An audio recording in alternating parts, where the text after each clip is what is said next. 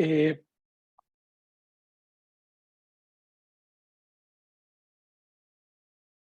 Muy bien, bienvenidos, buenas noches a todas, a todos, bienvenidos. Mi nombre es Oscar Rivas, director del Instituto Newman, y les quiero dar la bienvenida y agradecerles por su participación en este masterclass. Para ir comenzando, estamos dando unos minutitos que se terminen de conectar algunos participantes. Me gustaría que por el chat me escriba desde qué ciudad se está conectando para darle la bienvenida, saber desde dónde se conectan. Muchas gracias a todos que ya están aquí en línea. En la opción de chat nos puede escribir desde qué ciudad se conecta, ¿no? Tenemos gente de Colima, de Villahermosa, de Querétaro, de Ciudad de México, de Costa Rica, Pura Vida, de Yucatán, de Baja California, de Tepic, Nayarit, de Chile, ¿qué tal? De Sonora, saludos a todos, Estado de México,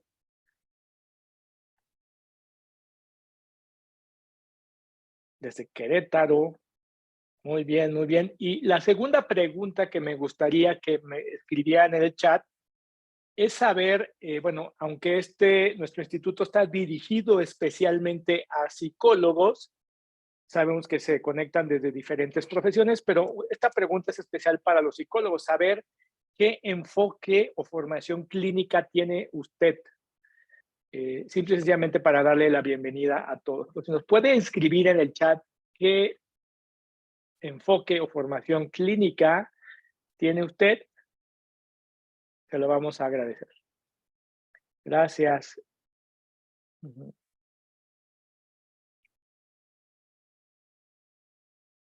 Así es, me están aquí ya escribiendo bastantes. Les recuerdo que Newman Institute, que somos un instituto de psicotraumatología, la psicotraumatología no es un enfoque clínico nuevo per se, no es una nueva teoría que crea una nueva corriente clínica, sino es crear desde la neurociencia un cimiento común que integra los diferentes enfoques clínicos y terapias y formaciones que existen en el mundo de la psicología. ¿Ok? Bueno, pues les vuelvo a dar la bienvenida a los que se están conectando. Me vuelvo a presentar. Mi nombre es Oscar Rivas. Yo soy egresado del programa de posgrado en estrés traumático del Trauma Research Center y funjo como director del Instituto Newman, ¿no? Yo soy psicotraumatólogo especializado en el tratamiento del trauma psicológico. Y hoy vamos a hablar de un tema muy interesante, que es este estudio de las experiencias adversas de la infancia. Antes de comenzar, quisiera comentarles que si alguien tiene alguna pregunta durante el transcurso de la presentación del masterclass, hay una opción que dice preguntas y respuestas, que está aquí en la barra abajo donde usted está viendo este video. Ahí puede dejárnosla. Si está viendo esta masterclass grabada, nos puede dejar también su pregunta en los comentarios y también a saludarle y que nos cuente también de dónde se conecta y cuál es su corriente o enfoque psicológico con el cual usted está formado. Muy bien. Entonces, déjenme compartirles la pantalla para comenzar con la presentación del día de hoy.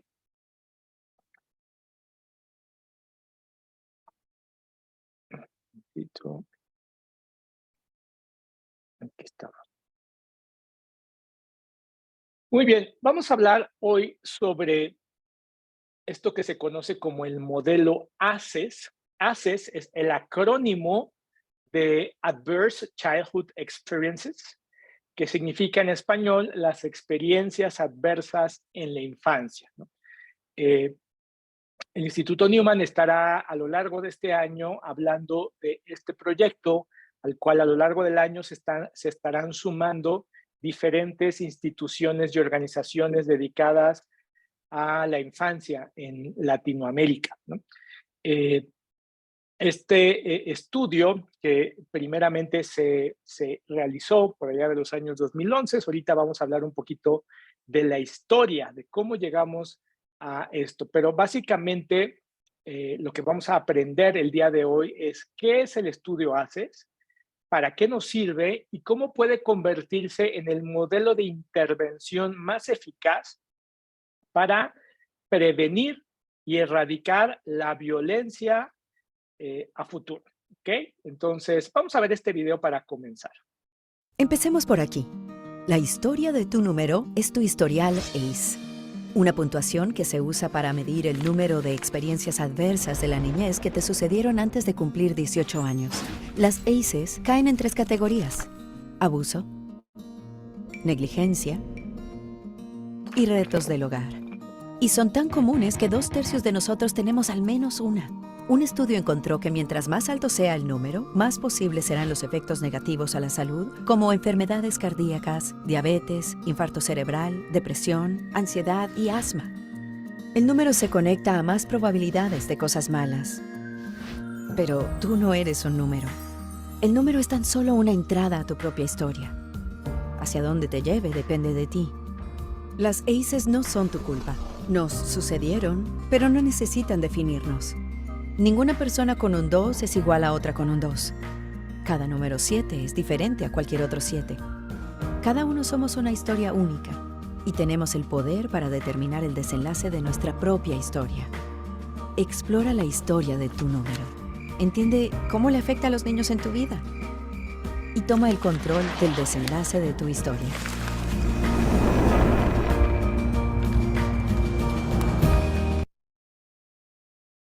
Y fíjense, uno de los cambios que vamos a tener de paradigma, sobre todo en el tema de la salud mental, y a salud mental me refiero a manera general, es de dejar de preguntarle a las personas por qué eres así.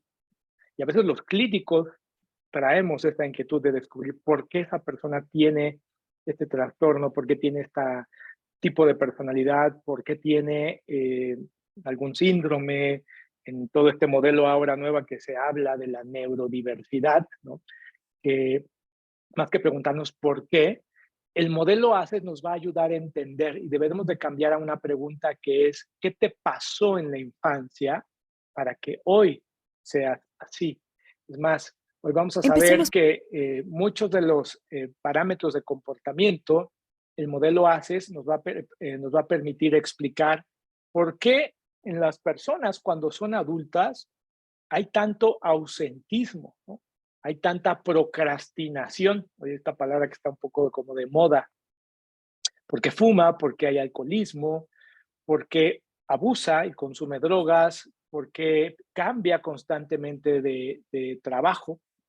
¿Qué le pasó de infancia que inclusive puede hoy darse una explicación a la obesidad severa, a la diabetes, a la depresión, al intento suicidio, a las enfermedades de transmisión sexual? El estudio ACE se va a convertir en el estudio insignia que va a comprobar la vinculación entre los sucesos psicológicos y la salud física.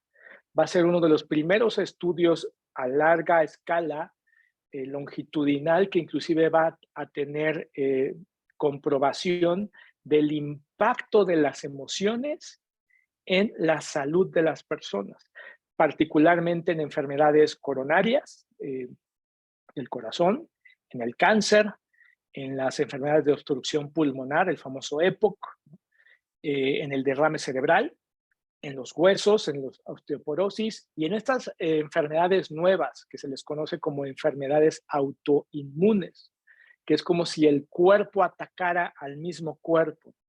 Hemos visto un alto incremento de este tipo de enfermedades como fibromialgias, lupus son las más frecuentes y este estudio lo que hizo fue comenzar a validar un cierto patrón de ciertas experiencias que les pasaron a estos adultos, pero cuando eran niños, a lo largo de su desarrollo infantil. El estudio de las experiencias adversas de la infancia inclusive nos va a permitir reconocer que en Latinoamérica, si existiera una sola intervención que nos permitiera cortar de tajo, vean esto, el 62% del abuso sexual.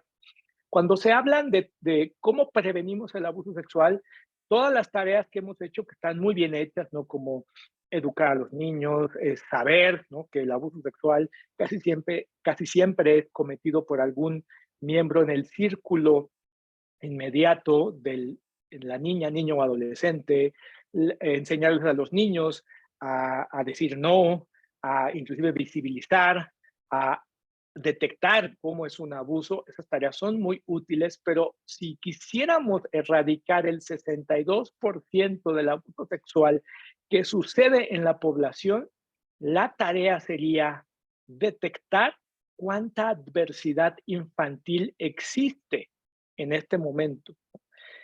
Y eso también nos permitiría erradicar, por ejemplo, la violencia doméstica. El 52% de la violencia doméstica que se está sucediendo hoy en una sociedad, la causa no son las explicaciones que nos hemos intentado dar. La causa de fondo, la de raíz, serían las experiencias adversas en la infancia. La mitad de la drogadicción, imagínense que pudiésemos ser capaces de erradicar la mitad de la drogadicción en una generación, sería la causa de esa drogadicción son las experiencias adversas en la infancia y el 69% del embarazo adolescente, ¿no? ¿Por qué? ¿Por qué podemos hablar de esta con esta contundencia y con esta certeza? Vamos a descubrir cómo comenzó el estudio de las experiencias adversas de la infancia. Y esto nos va a remontar allá a los años, a finales de los 80, principios de los 90, en donde existía una clínica en Estados Unidos, una clínica de obesidad, patrocinada por una red hospitalaria que se llama Kaiser Permanente. Esta Kaiser Permanente, esta clínica de obesidad, era dirigida por un doctor que se llama el doctor Vincent Felitti. Y el doctor Vincent Felitti se dio cuenta que en el programa, que estaba siendo, por cierto, muy exitoso, el programa estaba presentando una peculiaridad, y es que las chicas que bajaban de peso, vamos a decirlo así, que tenían éxito, comenzaban a dejar el programa. Tenemos el caso muy particular de la chica que está aquí en este slide, que se llama Ella Herman. Ella Herman subió y bajó de peso más de 40 kilos, bajó de peso, perdió peso de 40 kilos más de 4 veces a lo largo de su estancia en el programa. Y después se iba. Y entonces empezó a hacer una investigación para poder saber qué estaba sucediendo y por qué las chicas no perduraban en el programa. Y entonces el doctor Vincent Felitti comenzó a hacer un cuestionario para poder indagar qué estaba sucediendo. Este cuestionario incluía todo un cúmulo de preguntas y el doctor Vincent Felitti, a la hora de entrevistar a Ella Herman, comete un error. Muchos de los más grandes descubrimientos científicos en la historia de la humanidad son descubrimientos por errores, por casualidades, por coincidencias. Entonces, él, en lugar de preguntarle qué peso tenías cuando inició tu vida sexual, él cometió un error y preguntó qué edad tenías cuando inició tu vida sexual, ¿no? Ella Herman le contestó, tenía 4 años. Al darse cuenta al darse cuenta de eso, el doctor volvió a hacer la misma pregunta, ¿qué edad tenías cuando inició tu vida sexual? Ella le contestó, 4 años y fue con mi padre, ¿no? Ahí se dio cuenta el doctor de lo que en realidad estaba preguntando y entonces él comenzó a indagar en el resto del muestreo. Él se dio cuenta que alrededor de 281 chicas que habían abandonado este programa de obesidad, más del 81% de ellas tenían experiencias de abuso sexual. También descubrió que la ganancia de peso fue después del abuso, a consecuencia de uno de los efectos.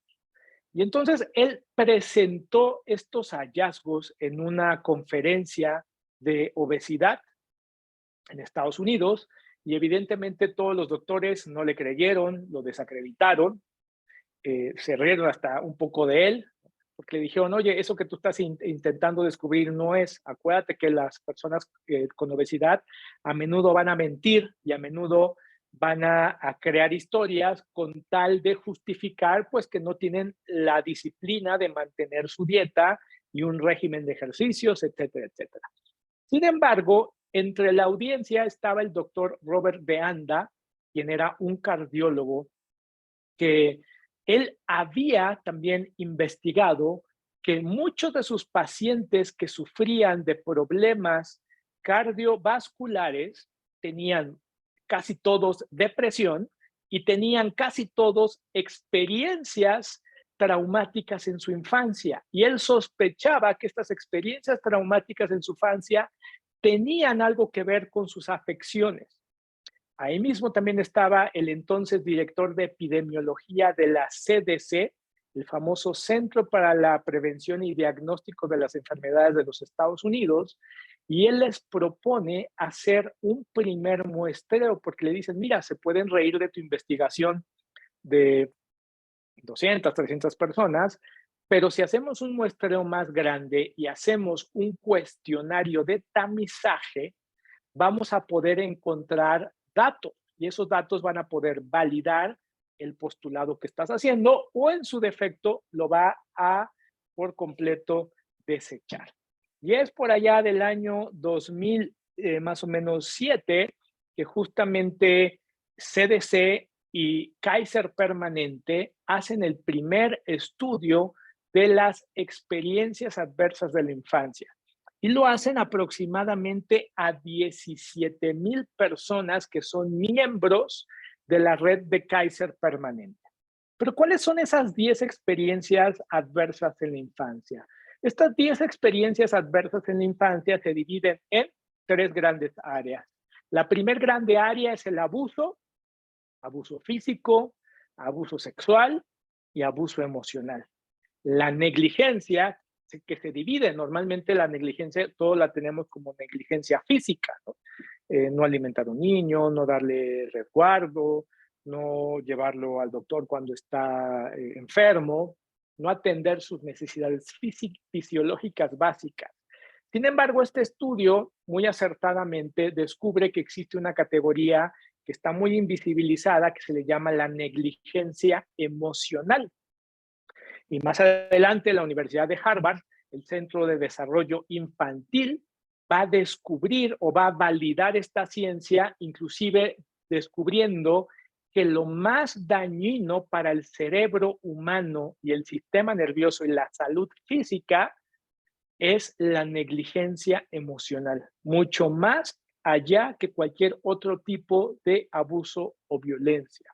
Y por último, la disfuncionalidad en el hogar, esta tercer grande área, que se llama la violencia de alguno de los dos cuidadores hacia el niño o entre ellos, ser criado por uno de los cuidadores con los cuales tú estás viviendo o adultos con los cuales estás conviviendo, ambos viviendo bajo el mismo techo, con una enfermedad mental, que alguno de ellos abuse de alguna sustancia, incluida el alcohol, la separación o divorcio de alguno de los dos cuidadores y el encarcelamiento de alguno de los miembros de tu familia, si es que alguno de esos miembros de tu familia viven en el mismo techo que tú cuando eras niño. Entonces, la lógica de este estudio de tamizaje es que si a ti te pasó alguna de estas experiencias a lo largo de tu vida, mientras tienes 0, inclusive ya la ciencia de Harvard nos va a decir desde los menos 9 meses hasta los 18 años de edad, eso se va a considerar una experiencia adversa en la infancia. Y a medida que mayor o más experiencias adversas tengo a lo largo de mi infancia, desde los menos 9 meses hasta los 18 años de edad, hay mayor probabilidad de desarrollar cierto tipo de problemática en el comportamiento, siempre un tipo de problemática en la salud mental y cierto tipo de, ahora sí, de enfermedades médicas o condiciones fisiológicas, porque va a haber una correlación.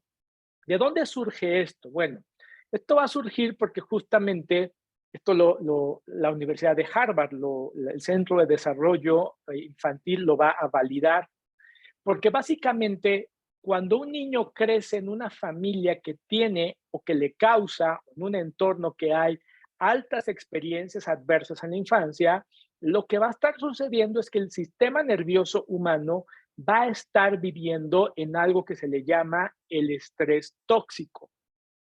El estrés de un trauma severo, de sufrir negligencia emocional, de que tus papás se separaron, de que uno de tus cuidadores es alcohólico, consume cada 8 días alcohol. Él no sabe que es alcohólico, él se cree bebedor social o la sociedad lo tiene normalizado, ¿no?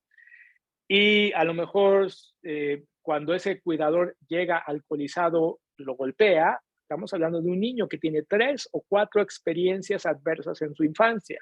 Eso va a hacer que su sistema nervioso esté viviendo continuadamente bajo estrés tóxico. Y el estrés tóxico, como su palabra lo indica, es tóxico al sistema inmune. El sistema inmune se va a deprimir y va a haber una afección en el sistema endocrino.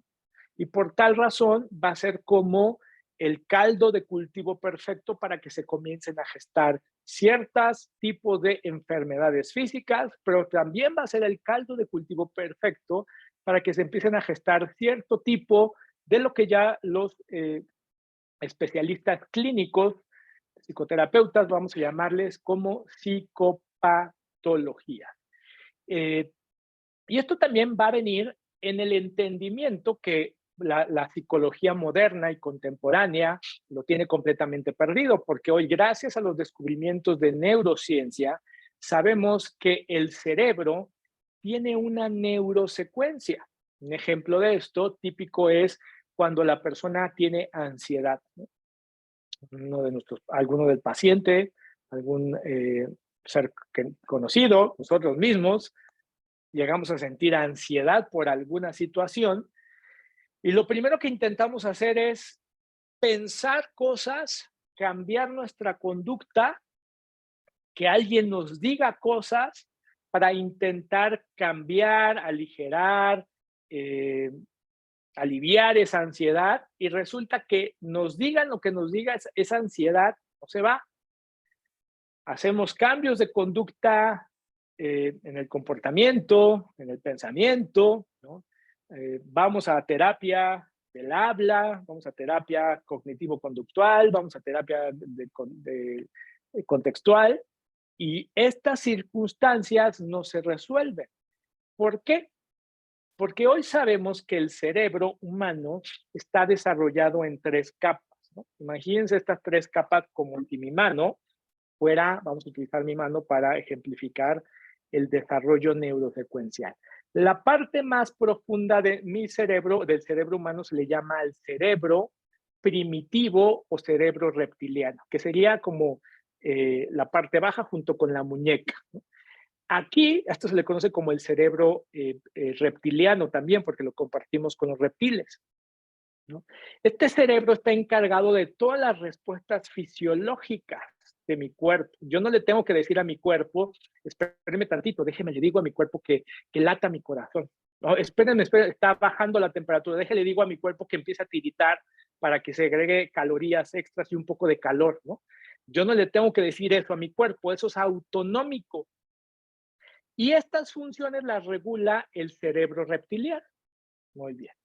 Ahora, la segunda parte de mi cuerpo, de mi cerebro, la segunda capa se le llama el sistema límbico o cerebro mamífero. ¿Por qué? Porque lo compartimos con los mamíferos. A este también se le conoce como el cerebro emocional. El cerebro emocional tiene una pequeña área que se le llama el área del miedo, ¿no? También le podemos decir el centro del miedo del cerebro. Bueno, y esta área del centro del miedo del cerebro se puede activar. Y lo que el desarrollo neurosecuencial nos va a decir es que, a diferencia de lo que nosotros pensamos y sabemos, quien tiene más preponderancia no es la parte humana, la parte cognitiva, lo que nos hace humanos, sino que la preponderancia no viene de arriba hacia abajo, sino viene de abajo hacia arriba. La última capa del cerebro, ahora serían mis deditos que cubren, ¿no?, a la capa subcortical del cerebro emocional, que por cierto, esta capa se dividiría en dos. No quiero hacer una mala señal, no tengo ahí el hemisferio derecho y el hemisferio izquierdo, ¿no? Pero es esta última capa que es la que nos hace humanos.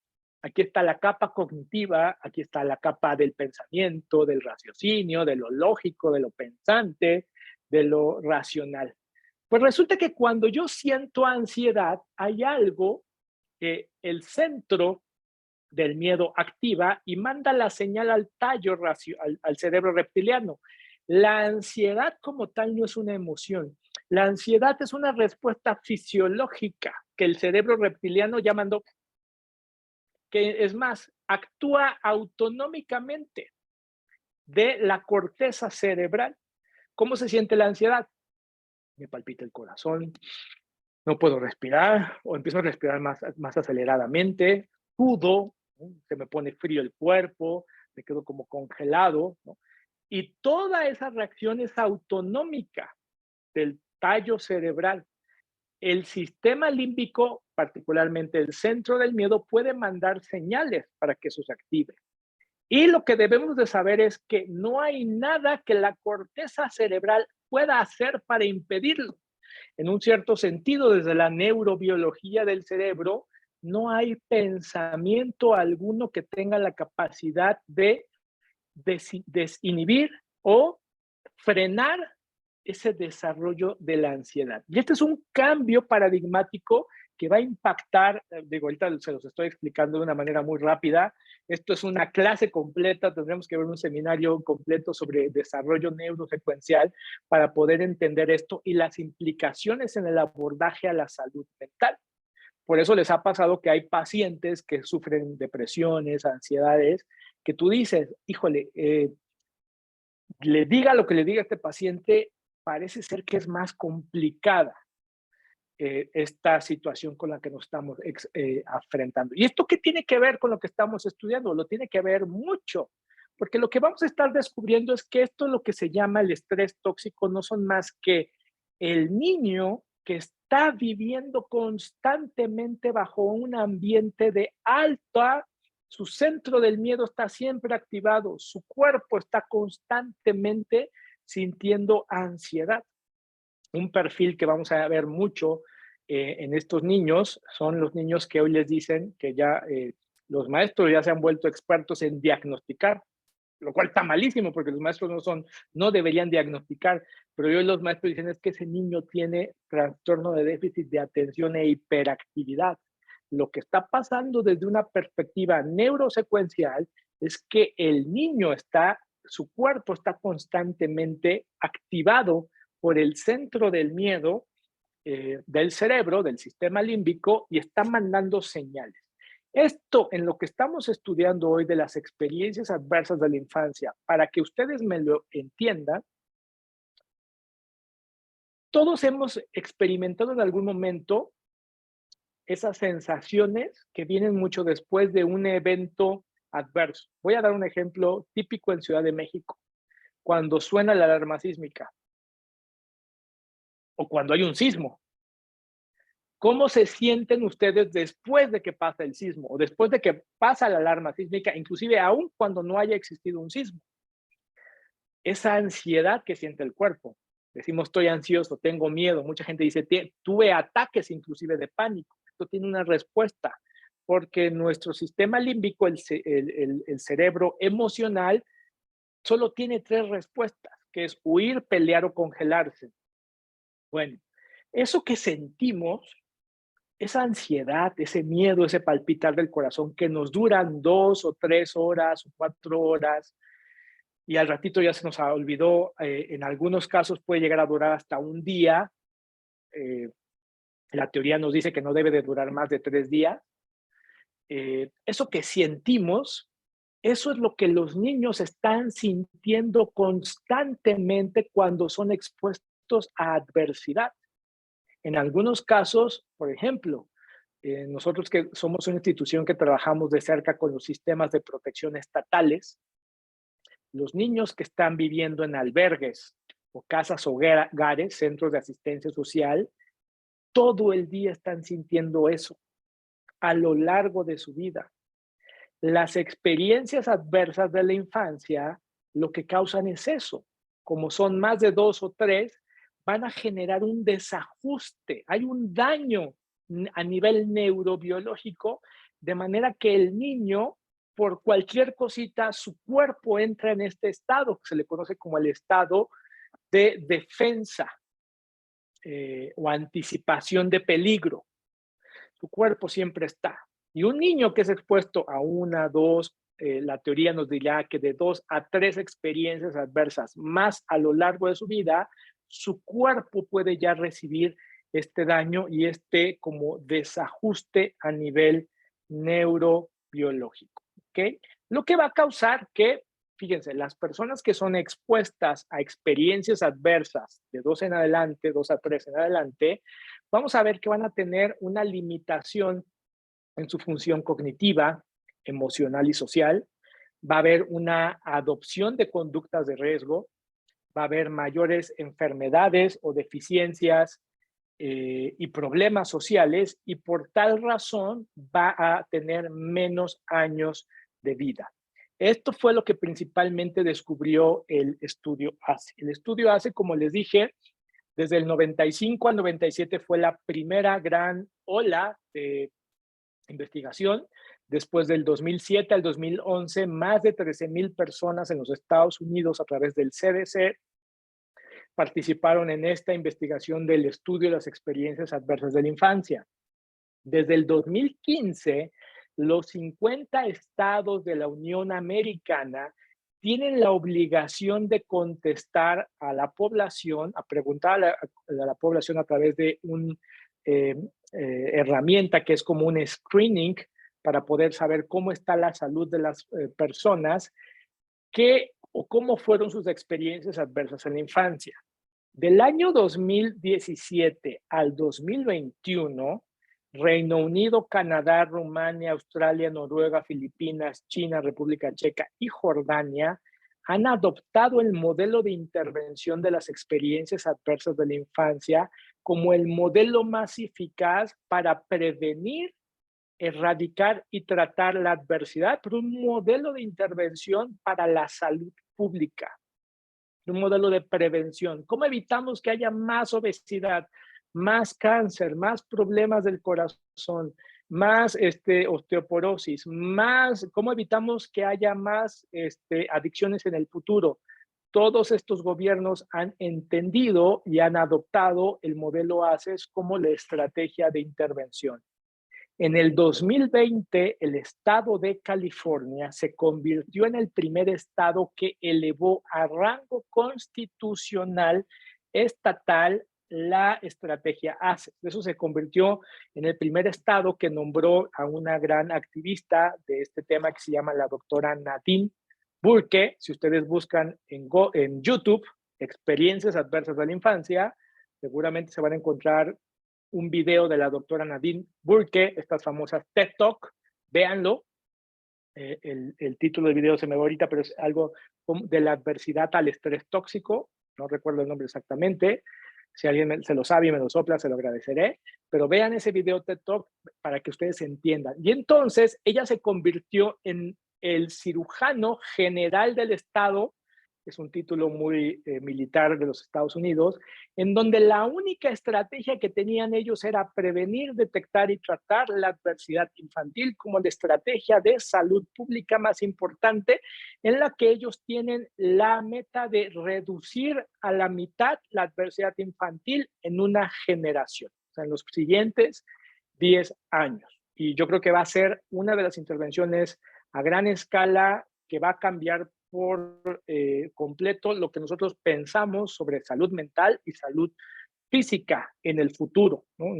Por ahí en el 2033, 2030-31, que tengamos los datos de esta intervención, vamos a darnos cuenta cómo esto se va a, a impactar el cambio de paradigma, que es lo más importante, ¿no?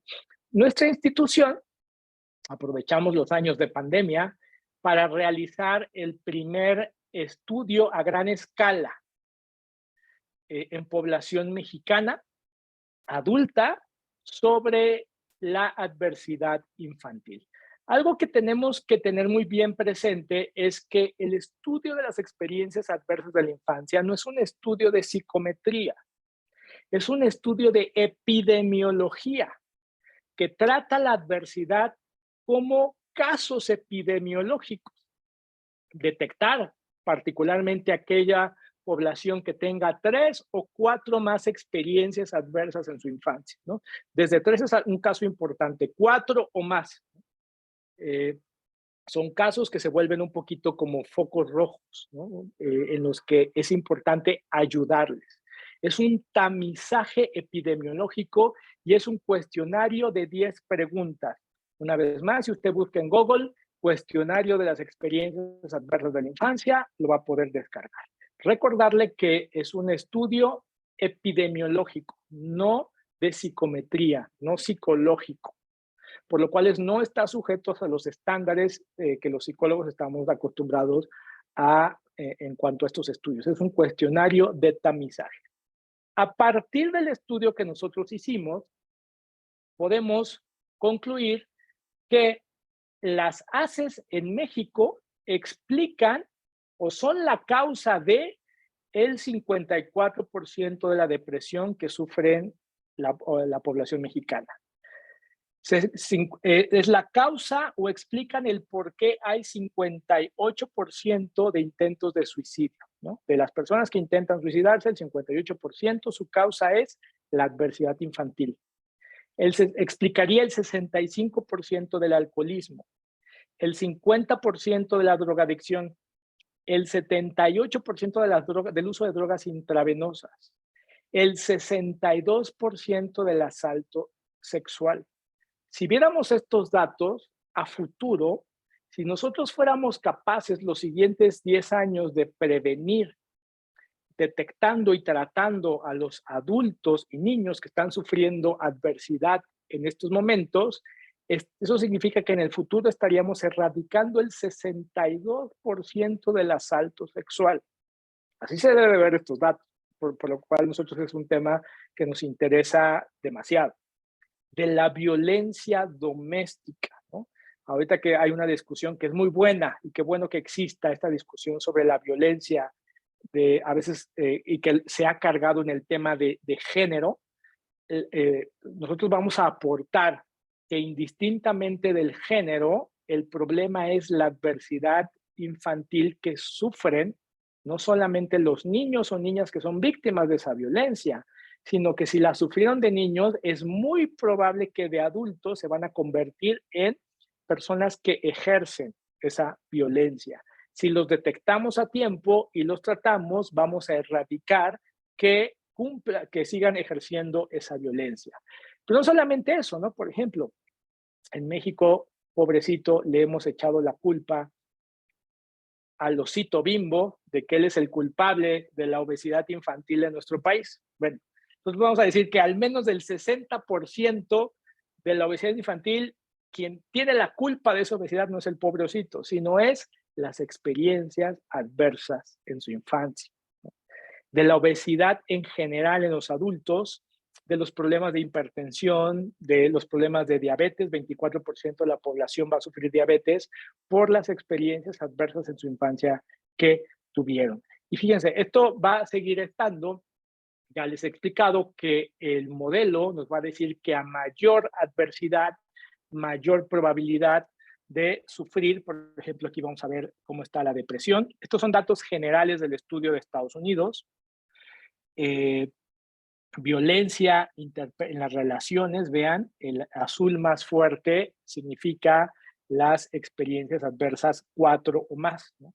Vamos a verlo en otros temas como problemas en el trabajo, ausentismos, etcétera, etcétera. Vamos a ver cómo a mayor experiencias vamos a tener mayor este tipo de problemas.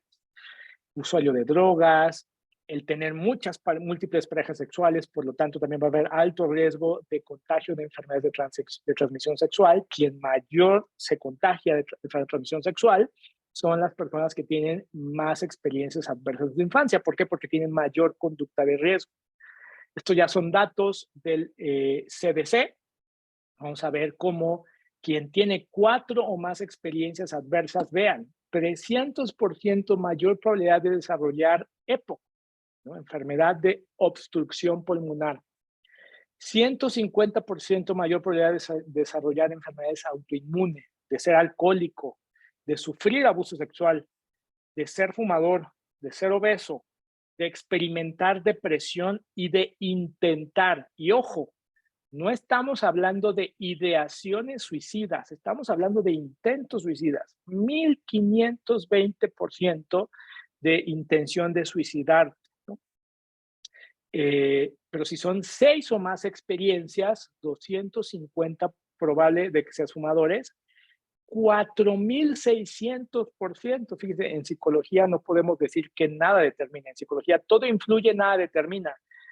Pero si tuviste 6 experiencias adversas en tu infancia, estás casi, déjenme decirlo así, casi, no podemos decirlo determinísticamente, pero estás casi condenado a ser usuario de droga intravenosa y vas a vivir en un promedio 20 años menos de vida. Si tuviste 7 o más experiencias adversas en tu infancia, vean cómo sube el intento suicida y vean cómo sube, aquí aparece este dato que es alarmante, los intentos suicidas entre niñas, niños y adolescentes. Hace poquito me invitaron a dar una conferencia en una prestigiosa universidad en Aguascalientes y me contaban que uno de los problemas sociales que hay en Aguascalientes es el suicidio, ¿no? Y todos los programas que se creaban desde el Estado, desde los programas de salud mental, desde los expertos, inclusive me decían que habían concluido que al parecer había un elemento químico en el agua que producía que había más ideación suicida. Yo obviamente dije, mira, lo que nos dicen los datos es que lo más probable es que haya tantos intentos suicidas en el estado, vayamos a revisar cuántas experiencias adversas en la infancia hay en la población. Y eso va a ser mucho más lógico, va a tener mucha más certeza científica, pero sobre todo nos va a dar un modelo de intervención que nos va a poder ayudar. Vean las alucinaciones, ¿no? Si aquí hay psicólogos clínicos en la audiencia, piensen en todos sus pacientes que tengan alguna psicopatología en donde el elemento o síntoma de la alucinación esté presente. Y es altamente probable que muchos de estos pacientes hayan tenido 7 o más experiencias adversas en su infancia. Les doy un dato, por ejemplo, en México, los niños que están en los centros de asistencia social, o lo que nosotros les decimos casas hogares o orfanatorios, que está muy mal dicho ya ese término, un niño sin familia no está hecho para una institución, pero sobre todo hoy sabemos que esos niños tienen en promedio 7 experiencias adversas en su infancia. No solamente eso, el CDC nos va a dar ya toda una tabla de condiciones médicas asociadas en pediatría, como alergias. Acuérdense que la experiencia puede pasar desde los -9 meses. Vamos a ver problemas del desarrollo, inclusive lo que le decimos cognitivos, ¿no? Depresiones, y véanse las que están asociadas en los adultos, ¿no? Cuando hay 4, 2 o 3 o más experiencias adversas en tu infancia, ya hay todo un entramado clínico que está validado por la ciencia. Me gustaría rápidamente aquí hacer una pausa y saber si hay alguna pregunta, duda, comentario. Recordarles que pueden usar tanto el chat como la herramienta de hacer preguntas, ¿no? Ay, perdón. Voy a quitar esto. A ver, me preguntan.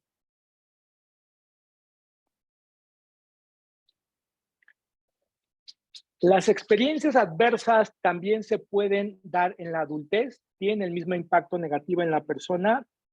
Evidentemente, pues si eres adulto te puede pasar cualquiera de este tipo de cosas. Sin embargo, el modelo ACES está enfocado en el niño. ¿Por qué? Porque es en las etapas más importantes del desarrollo tanto del cerebro como del sistema nervioso y del desarrollo de lo que nosotros le vamos a conocer como la mente. La mente va a emerger y el cerebro se va a cablear a partir de las experiencias o el ambiente en el que el niño crece. Por eso es que es más importante. De adulto, probablemente, si te pasa alguna de estas experiencias, puedes desarrollar algún tipo de trauma. Trauma simple, complejo o estrés postraumático. ¿Sabes si hay investigaciones de personas sin hogar relacionadas con experiencias adversas? Bueno, eso ya lo comenté. Como les decía, en México nosotros hicimos esa investigación.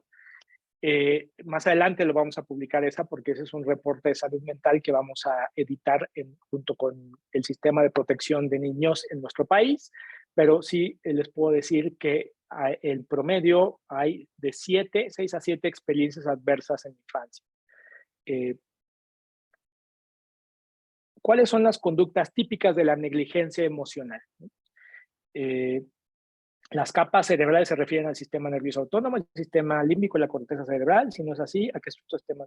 Sí, exacto, gracias por tu nombre.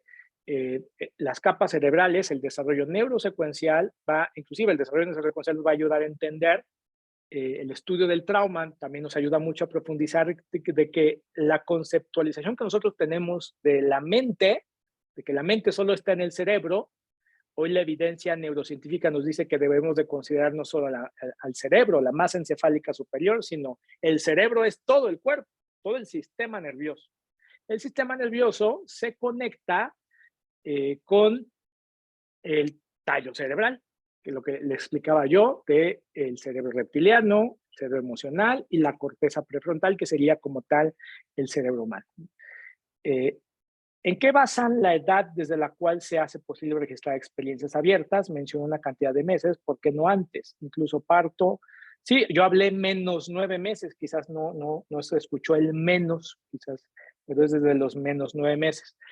El sistema nervioso, desde la tercera o cuarta semana de gestación, tiene la capacidad de almacenar algo que se le llama la memoria implícita, la sensación. Y esa sensación la puede quedar guardado el cerebro, el sistema nervioso. Y esa sensación se puede activar en el día de hoy, aun cuando yo tengo 30 años, y la puede activar un ruido, la puede activar que es Navidad o que hace frío, ¿no? Y se activa esa sensación que el centro de miedo la activa automáticamente al cuerpo. Yo tengo miedo y no sé por qué siempre en Navidad me da miedo, o siempre que hace frío, o siempre que veo un color, ¿no? Desde ahí puede suceder, ¿no? ¿Cuál es el proceso que ocurre en el sistema nervioso que provoca la enfermedad en la vida? Bueno, este es un estudio muy interesante, esto se le llama la psiconeuroinmunoendocrinología, pero vamos a ver básicamente que cuando el centro del miedo está activado siempre, cuando nuestro sistema nervioso, está activado por el centro del miedo, se segregan principalmente 2 hormonas, el cortisol y la adrenalina, que son necesarias. El cortisol no es malo, pero cuando el cortisol se produce en exceso, eso va a hacer que en automático el sistema inmuno se deprime y el sistema endocrino empieza a tener ciertas disregulaciones y complejidades.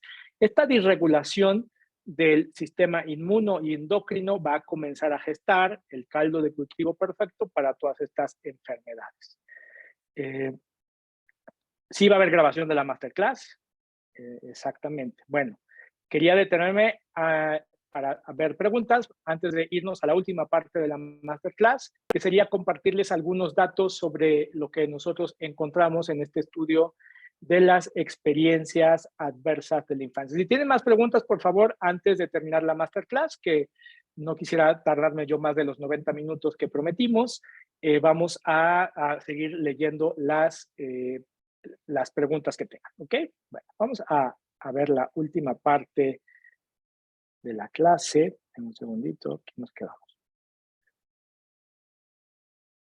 Espérenme, le comparto.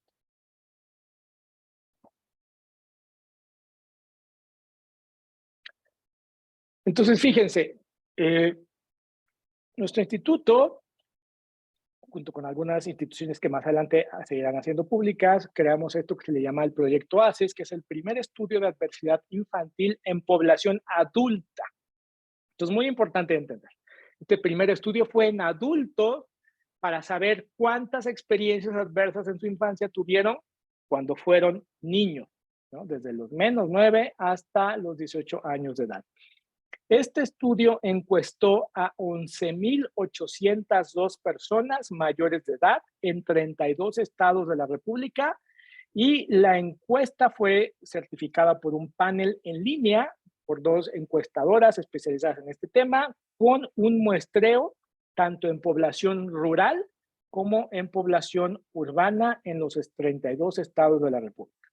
Bueno, en México descubrimos que el 71% de los adultos han experimentado al menos una experiencia adversa en la infancia.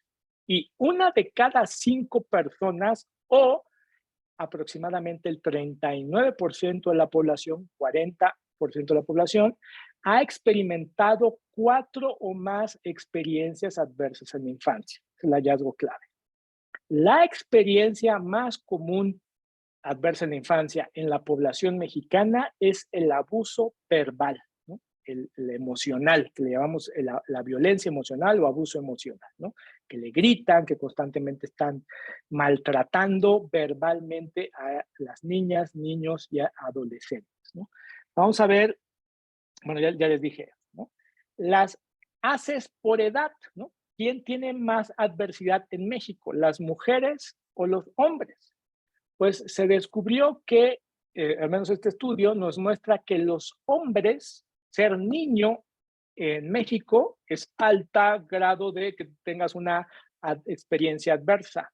4 o más experiencias, 54% de la población masculina, sin embargo, la población femenina está en el 45%. Yo diría que está muy equilibrado, ¿no?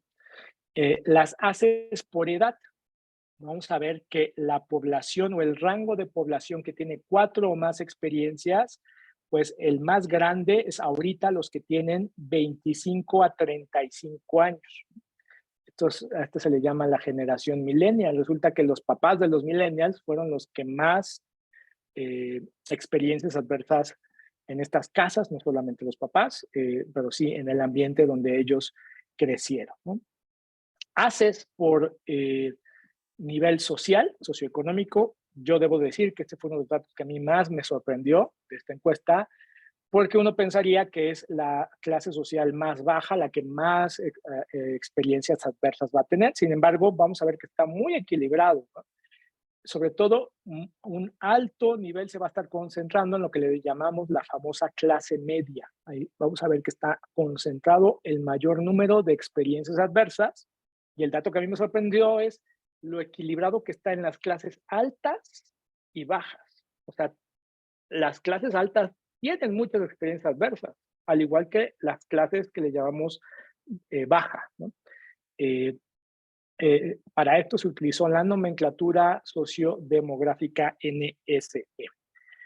Si tomamos en cuenta todas estas, vamos a encontrarnos que la ACE más común en la población mexicana es, ya lo dije, la violencia emocional, con casi 40% de la población sufriéndolo, el maltrato de los cuidadores, es decir, maltrato de alguno de los dos cuidadores, mamá o papá, la negligencia emocional, que el niño se le deja, se le sufre.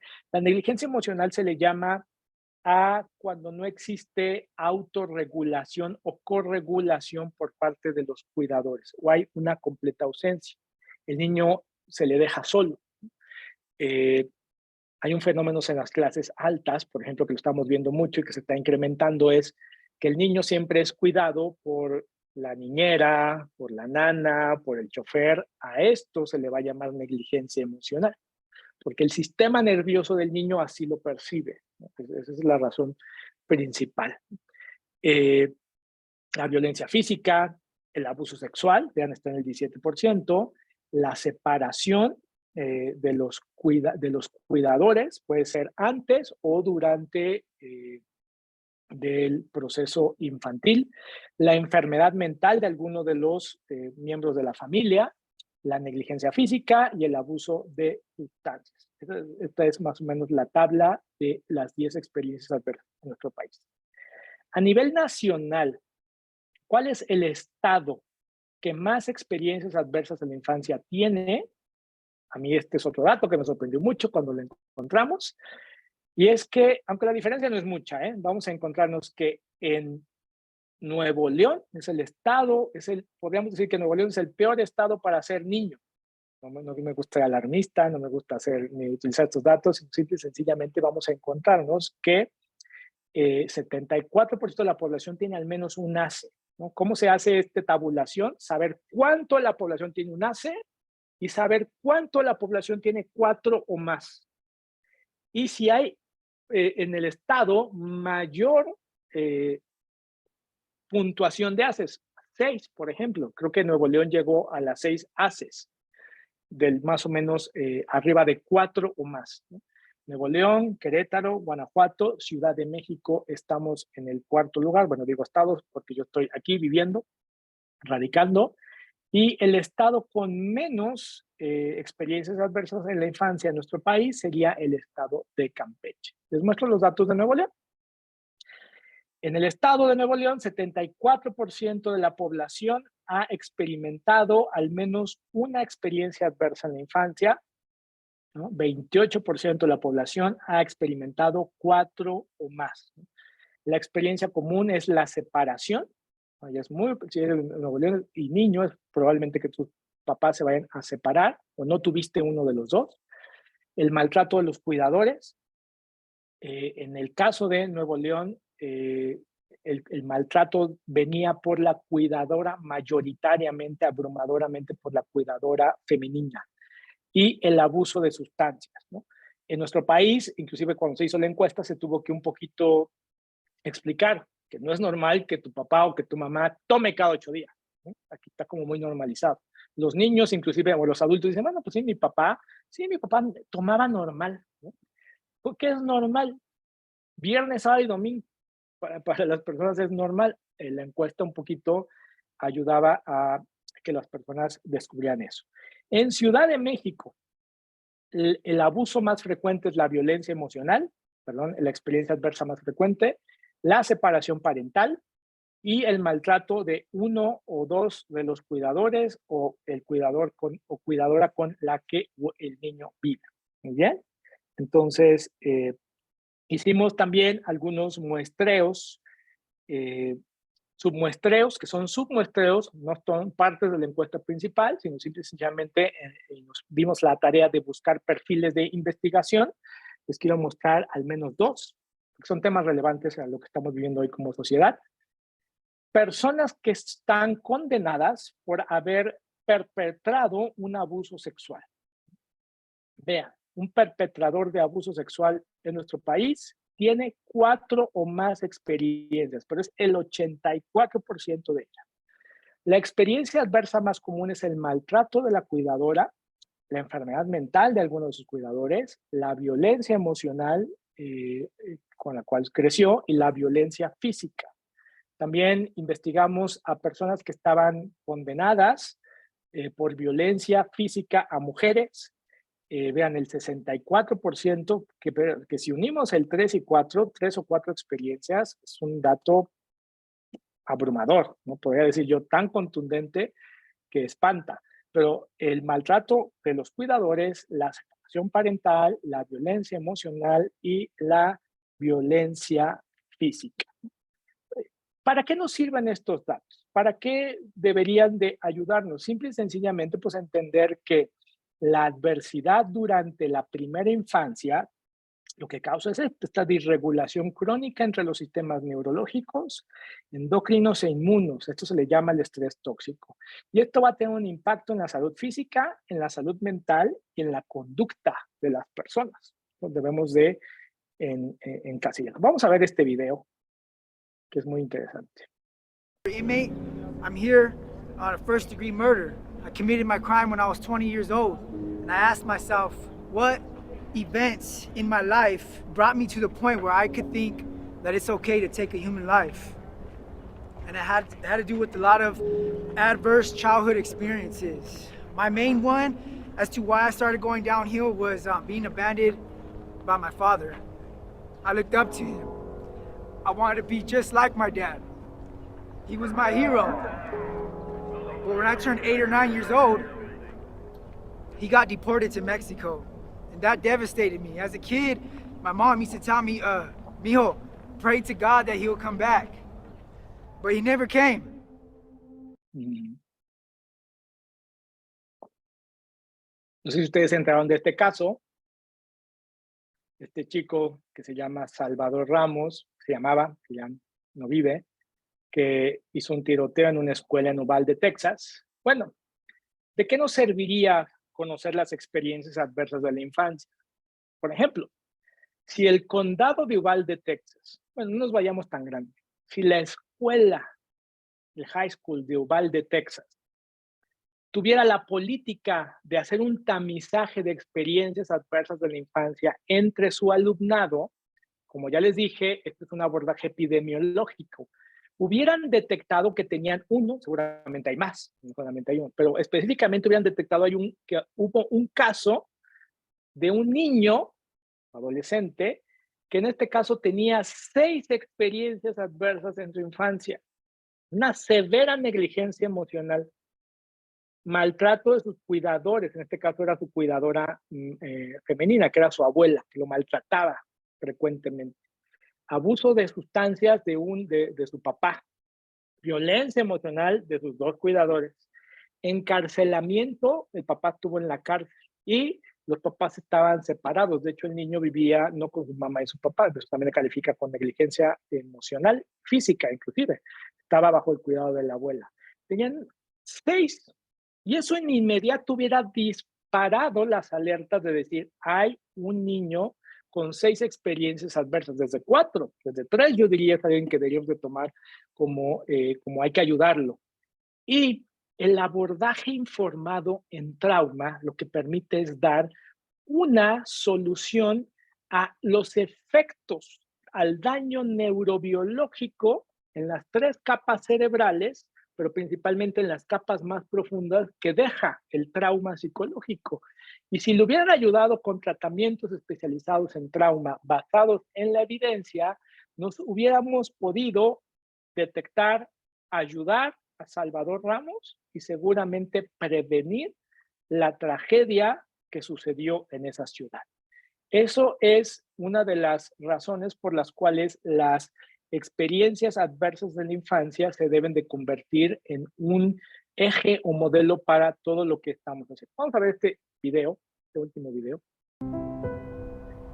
During your first 18 years of life, if a parent or other adult in the household often or very often would swear at you, insult you, put you down, or humiliate you, step inside the circle.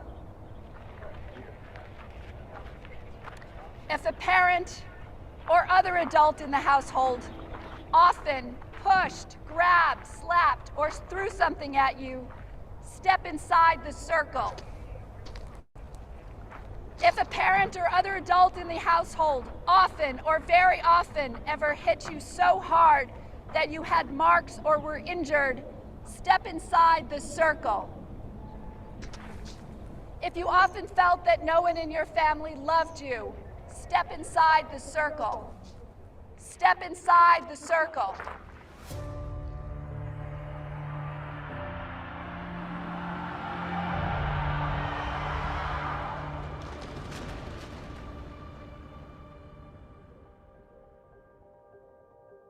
I think society got prison wrong, and they're seeing what's wrong with people instead of what happened to people. Our mission at Compassion Prison Project is to transform communities and prisons with compassionate action. An adverse childhood experience is a terrible event that continues to happen to a child. And there's no way to know when it's going to happen again, which puts the kid into a hypervigilant state. I have 8 of those ACEs, and when I found out I have 8 adverse childhood experiences, and that my behavior was a direct result of the trauma that I experienced in childhood, it changed my life. The men and women in prison, 64% of them have 6 or more of those.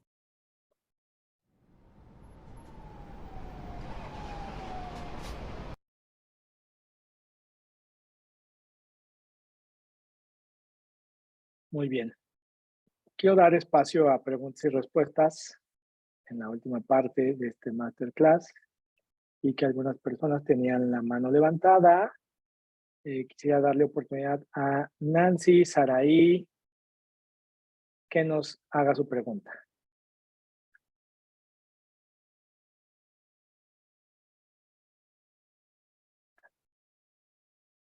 Creo que puedes abrir el micrófono, el video. Sí. Ahí está. Adelante, Nancy.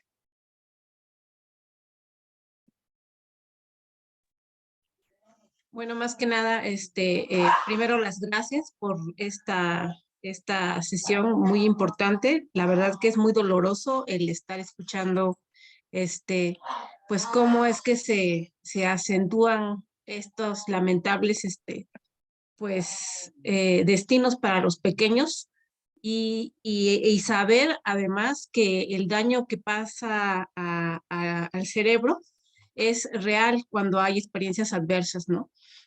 Que se está alterando todo el sistema nervioso y que los niños están en esta condición de tener un estado de alerta y de miedo todo el tiempo. Y sería una pregunta, pues, ¿qué estrategias podrían neutralizar pues este estado de miedo y de alerta en los pequeños? Que evidentemente, pues a veces los padres, los cuidadores y las familias así desmembradas, pues con negligencia hacia las infancias, no están ahí presentes, ¿no? Los demás, la sociedad civil, los maestros, bueno, ¿cuáles serían las estrategias que se sugieren para las demás instituciones o personas que estén cercanas a niños que tienen estas lamentables situaciones de adversidad de un mundo tan hostil?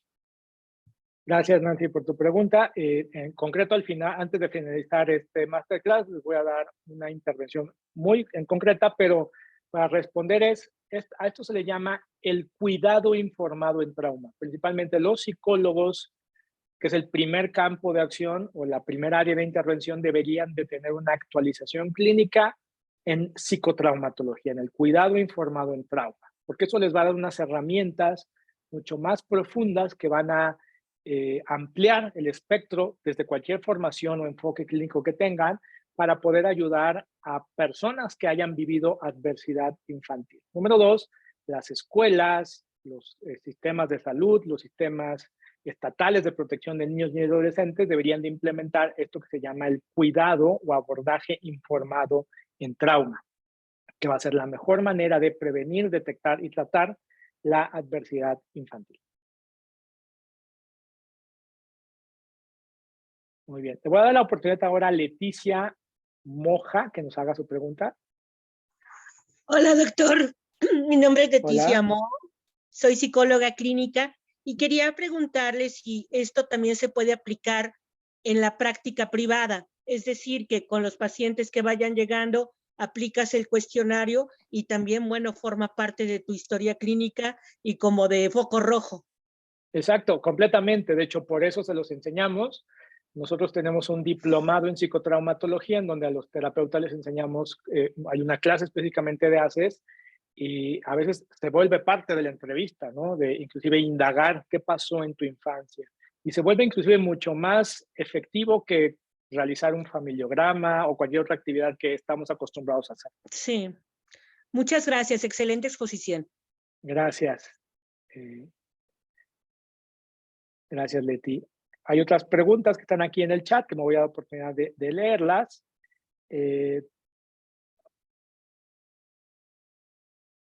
Me preguntan, ¿se ha aplicado un tamizaje niñez en contexto de violencia o criminalidad? Ejemplos, zonas con presencia de narcotráfico o desastre natural. Sí, este es un tema que sale muy frecuentemente. Para contestar tu pregunta, te tengo que decir, por ejemplo, que el trauma es muy subjetivo. Hace muchos años estudió a los niños que vivieron en la guerra y los niños que fueron enviados a América para ser protegidos de la guerra. Y después estudiaron quién de los dos grupos desarrolló estrés postraumático. Y resulta que quien desarrolló estrés postraumático fueron los niños que fueron separados de sus papás y que los enviaron a América para no vivir la guerra. Y los niños que vivieron la guerra, que vieron las bombas caer, vieron la ciudad destruida, como estaban cercanos a sus papás, no desarrollaron trauma o estrés postraumático. Para responder tu pregunta, aquí el contexto de violencia o criminalidad no es el importante, sino cómo se está viviendo ese contexto de violencia. Si estoy sola en la casa y están balaceando allá afuera, eso va a causar un tema. Estoy con quien me cuida, pero si estoy con mi papá, con mi mamá, y ellos son correguladores, son empáticos, hay mucha inteligencia emocional, seguramente ese episodio no va a tener un alto impacto. Por eso lo que sucede en el contexto del clima no se ha categorizado como una experiencia adversa en la infancia. Espero haber contestado. Me preguntan qué acciones se consideran como negligencia emocional. Este es un tema bien fascinante y a los terapeutas que estudian psicotraumatología les cambia por completo la visión porque ¿por qué la negligencia emocional es más dañina que el abuso o la violencia? Y fíjense, si el abuso sexual es tan dañino en las personas, ¿por qué la negligencia es más?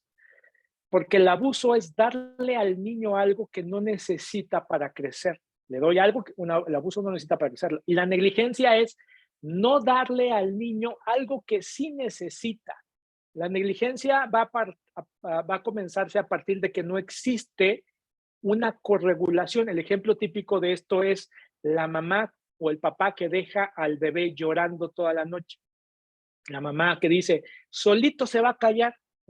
No voy a ir a contestarle porque el bebé me está chantajeando. Entonces va a aprender, eso es negligencia emocional. El niño que está solo constantemente en casa. ¿Cuáles son los signos? Los signos más comunes de la negligencia emocional, que ya los vemos en los niños de 8, 9 años, es el niño que es exageradamente maduro, que hasta parece ya como un adultito. Claro, aquí vamos a tener que estudiar cosas más profundas, como la teoría moderna del apego, para entender por qué sucede eso. O niños que los vamos a ver aislados del grupo social, otros niños. Ahí vamos a empezar a detectar que a lo mejor sucedió o está sucediéndose esta negligencia. Negligencia emocional es no proveer la regulación que el niño o el cerebro humano necesita.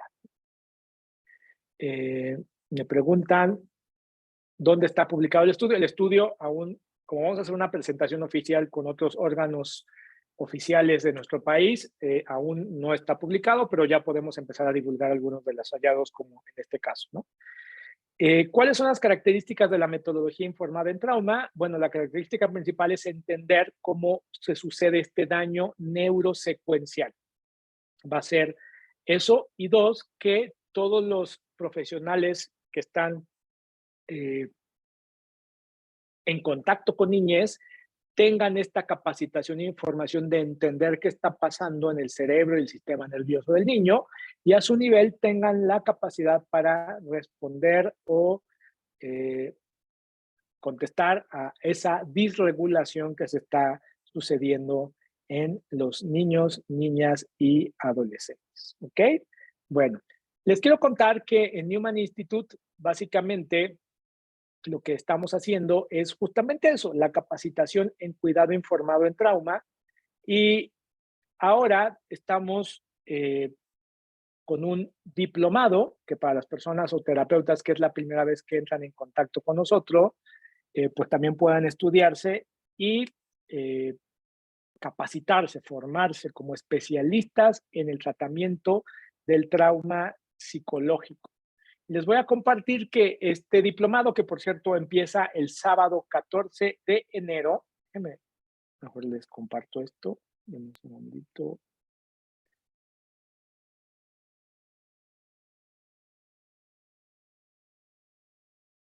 Un segundito que se me perdió la... Aquí está. Este diplomado en psicotraumatología que se puede estudiar tanto en vivo como de manera asincrónica. Por el chat les he compartido la liga.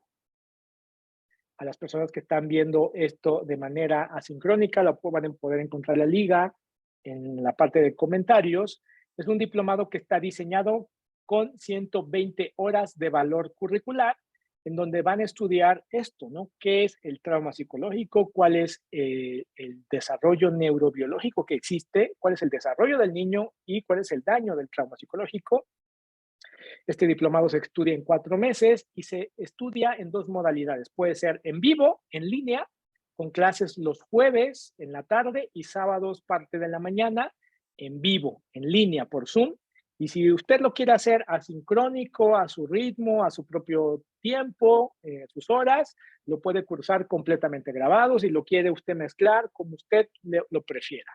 Va a tener acceso a una comunidad de psicoterapeutas, va a poder descargar todos los materiales, va a poder acceder a todos los recursos. Damos muchos recursos en este programa. Y al final va a poder acceder a una certificación CPT-1 que a partir de este año se va a llamar Terapeuta Clínico Informado en Trauma. Va a tener un diploma avalado y acreditado por la IAPT, que es la Asociación Internacional de Psicotraumatología, que rige a nivel global y que para Latinoamérica Newman Institute es un ente acreditador, ¿no? Básicamente, este programa tiene un costo en un solo pago de 12,000 pesos, normalmente, para quien está en otro país, esto es alrededor de $600. Este diplomado se puede pagar en mensualidades, se pagan 3 mensualidades de 2,490 pesos, pero a quien haya asistido a esta masterclass y en las siguientes 24 horas va a haber este botón aquí que se llama promoción relámpago. Usted le da clic aquí. Si usted se inscribe y hace un solo pago de 4,990 pesos, va a poder tener acceso a todo el diplomado, como se lo conté el día de hoy, ¿no? La inscripción es en línea. El pago puede ser con tarjeta de crédito, débito o vía PayPal. Si usted está en otro país, la conversión se hace en automático a su propia moneda. 4,900 pesos mexicanos son aproximadamente $250. Un solo pago. Esta promoción va a estar vigente las siguientes 24 horas. Y tenemos un cuerpo académico de lujo, que son todos expertos psicotraumatólogos certificados, no solamente de México, Argentina, Costa Rica y Estados Unidos. Aquí va a poder encontrar todo el temario. Métase a la página web que les estoy dando. Este diplomado se imparte aproximadamente 2 veces al año. Entonces, así es que esta es la primera oportunidad y que va a estar, y eso sí le puedo decir, es la única oportunidad que va a estar a este costo, ¿no? Como somos una institución sin fines de lucro académica, siempre tratamos de dar los mejores costos, los más baratos, que puedan estar accesibles a todas las economías, porque nuestro objetivo es que podamos tener más terapeutas capacitados e informados en trauma para que juntos podamos aliviar el sufrimiento humano. Entonces, pues ya le dije ahí toda la información que tenía yo que dar. Voy a dar oportunidad a alguna última pregunta, duda, comentario. Me pregunta si tiene validez ante la SEP. Este es un diplomado, no es una licenciatura o maestría, por lo cual no requiere el REBOE de la SEP. El REBOE, acuérdense que solamente es para licenciaturas, maestrías o posgrados, ¿no? Este diplomado está acreditado y tiene validez internacional por la IAPT. Hay requisitos para ingresar. En el nivel número 1 pueden ingresar todo tipo de profesiones. Nosotros sugerimos que sean profesiones que tengan que ver con salud mental, trabajo social. Se puede registrarse otras profesiones que quieran profundizar por su contacto con niñez en el cuidado informado en trauma. Me pregunta el nombre del video. Este es un documental que se llama La sabiduría del trauma. Ahí lo van a poder encontrar. Es un fragmento que nosotros retomamos, simple y sencillamente. ¿Ok? ¿Alguna otra pregunta? Déjame checo acá. ¿El costo incluye la certificación? Sí, al nivel 1, efectivamente.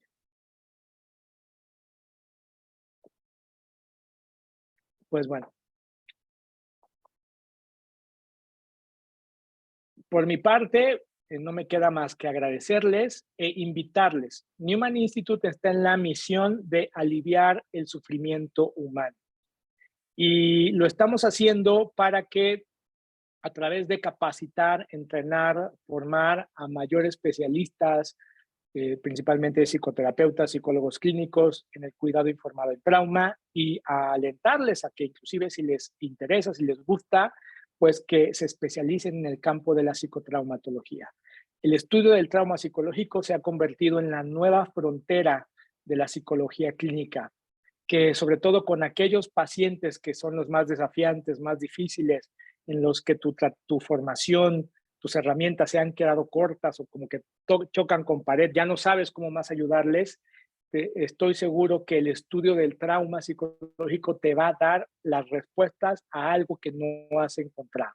No es que estés haciendo algo mal, simple y sencillamente que se requiere expandir el conocimiento y la psicotraumatología es un gran campo de estudio que te va a permitir no solamente renovar esta visión clínica, a veces también la parte del espíritu, de la vocación a ayudar a aliviar el sufrimiento humano y te va a dar herramientas desde la neurociencia para que vas a poder aplicar con todos tus pacientes. Yo les agradezco mucho por su tiempo, recordarles la página web donde van a tener toda la información, aún así les va a llegar a sus correos esta información y también más tarde, como en un par de horitas, les va a llegar a su correo la liga para poder volver a ver esta clase. Muchas gracias y que pasen muy bonita noche.